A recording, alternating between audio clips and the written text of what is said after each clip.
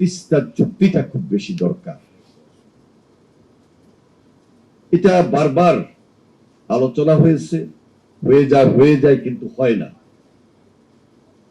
পার্শ্ববর্তী দেশ, বন্ধু দেশ,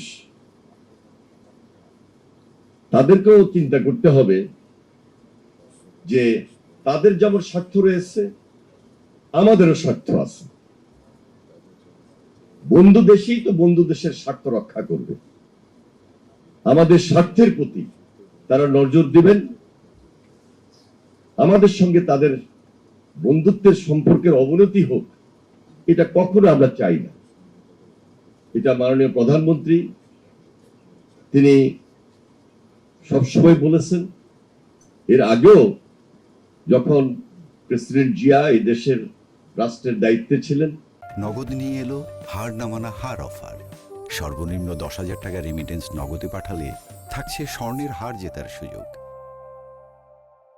তিনি এই তিস্তা প্রকল্প করার ক্ষেত্রে তার যে দৃশ্যমান ভূমিকা ছিল, পরবর্তীতে দেশনেত্রী বেগম খালেদা জিয়া তিনিও আন্তরিক ছিলেন।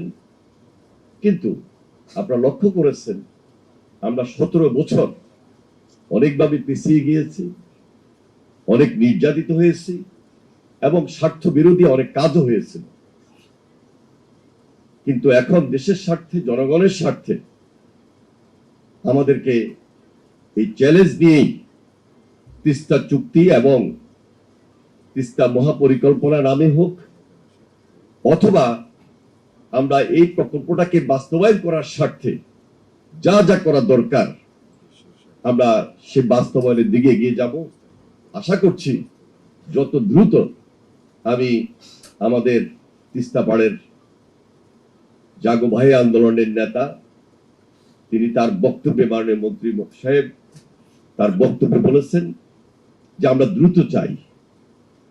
তিস্তা পাড়ের মানুষ হিসাবে আমিও ওনাদের সাথে একসঙ্গেই বলবো যে দ্রুত এই প্রকল্পটি বাস্তবায়ন করা আমাদের জন্য জরুরি, এবং সেটার জন্য আপনারা যারা এই বিশেষজ্ঞরা রয়েছেন আমরা কিন্তু আপনাদের দিকেও তাকিয়ে আছি।